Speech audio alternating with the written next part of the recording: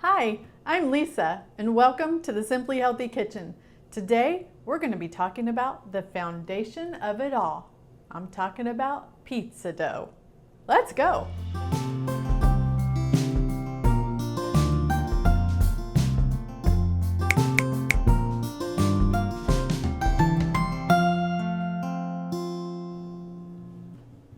So to get our dough started, we have 2 cups of flour already in the bowl.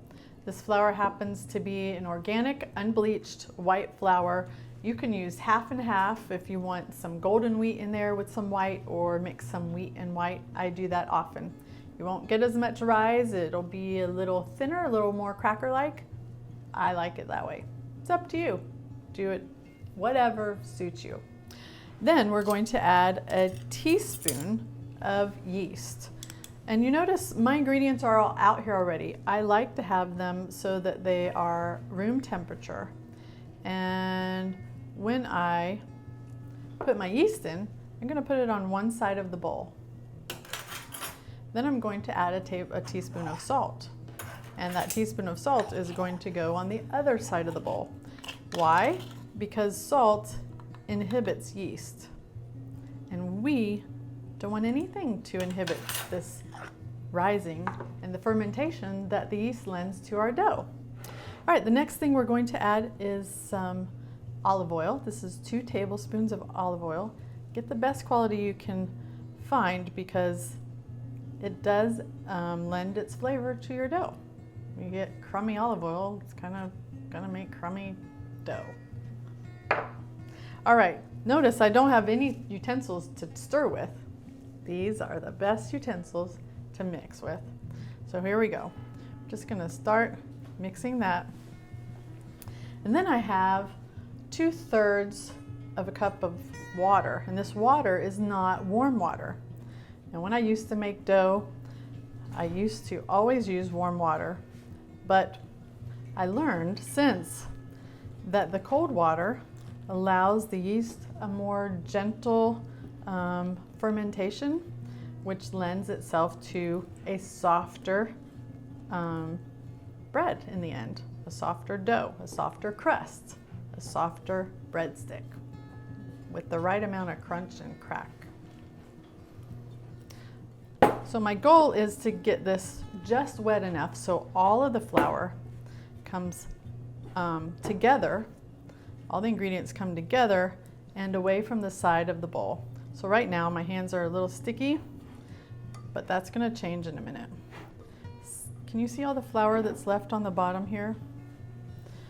That means I need definitely more water here. Some days I don't use all the water. Some days I definitely use it all. Depends on the moisture in the air, believe it or not.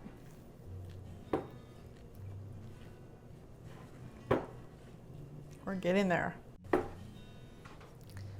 So all of the flour has now been incorporated into this ball, and it looks like kind of a little crumbly, but it's not falling apart at all. So we're ready to go ahead and put it on the board or your counter, and you'll want to just put a little bit of flour, not too much. You don't want to incorporate more flour in this than it actually needs. So we're going to put it down here, and we're going to start to fold it over on itself. And we're going to knead the dough. And this kneading will help develop the gluten. So of course, if you are gluten intolerant or have celiacs, you won't be using any of the wheat flour or anything with gluten in it. But if you don't, this is the way you develop the gluten in the dough. And what happens is the gluten is like these little strands, and we're lengthening those strands, and we're also making them hook together. That's how you get a really delicious, tasty, and tender dough. Oh, I wish you could feel the way this dough feels now. Vastly different from that kind of lumpy, clumpy stuff we started with. This, look at this. It's so silky smooth. It's not sticking to my hands. Look, my fingers don't have any dough on them. So it's a nice tight little ball we're gonna roll this up in. And we're going to plop it right back into our bowl. Cover it with a little bit of plastic wrap because we don't want any breezes to get to the dough and form a skin over the top, which would retard the rising of the dough. We're gonna put this in an area. We don't need to actually warm the area up, but sometimes I put it in my microwave just because I know that's a nice place where it's not gonna get disturbed. Cover it with a little cloth, and it's gonna take an hour and a half or 2 until it doubles in size, and I'll see you back then. All right, our dough has been nice and toasty for about 2 hours now. We're gonna pull the cover off and see what it looks like.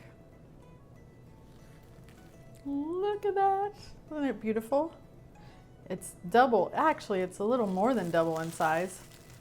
It smells really good and yeasty. And it is perfect. So at this point, we can take this dough, we can separate it in 2, make 2 pizzas out of it, we can make breadsticks out of it, we can do all kinds of things with this. All right. This is one of the most satisfying parts of making bread of any kind. After it's nice and risen and you get to just kind of like punch it all down. You ready? Here we go. Look at that. It was fun, right? Okay, now we're gonna take the bread dough out, pizza dough, breadstick dough, whatever you're turning this into.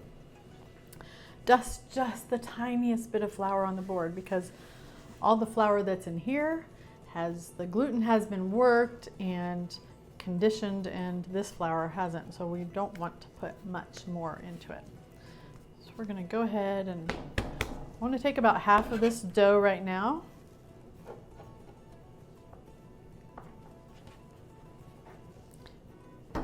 Cover that up while I work with this part. I'm gonna make pizza dough out of this. So first thing, I'm gonna go ahead and make it into a circular shape. So might as well start with a circle.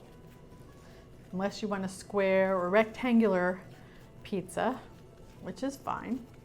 In that case, start with a square or rectangular piece of dough. All right, got our dough all ready.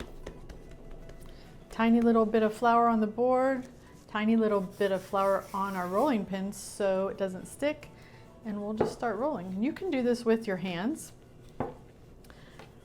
I just do it whichever way I feel like on the day.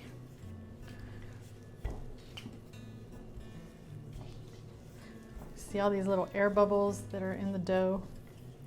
And right now the dough is a little bit, it doesn't want to stretch a lot, but I'm going to coax it into stretching out. Okay, so you see our dough is relaxing just a little bit more, and I'm going to be able to roll it out a little bit farther. And you might have to do this a couple of times to get it to be the size that you want for your pizza. Now, after you get it the size that you're wanting for your pizza, you're going to do one of 2 things. You either can let it sit for 10-15 minutes to rise a little bit if you want a thicker kind of crust, or if you like and prefer a more like crackery type of crust, then put your toppings on it and go for it right away. Okay, we've got our dough to the shape we want. That's enough for 2 people or 1 really hungry person. And now, the fun part. You think I can do it?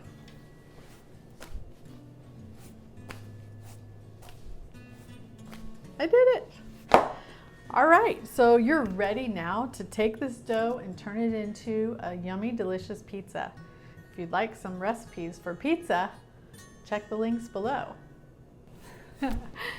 If you got value out of the time we spent together today making this really easy, delicious pizza dough, I'd love if you'd subscribe to my channel or hit the notification bell.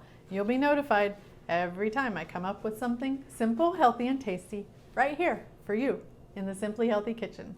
I'll see you next time.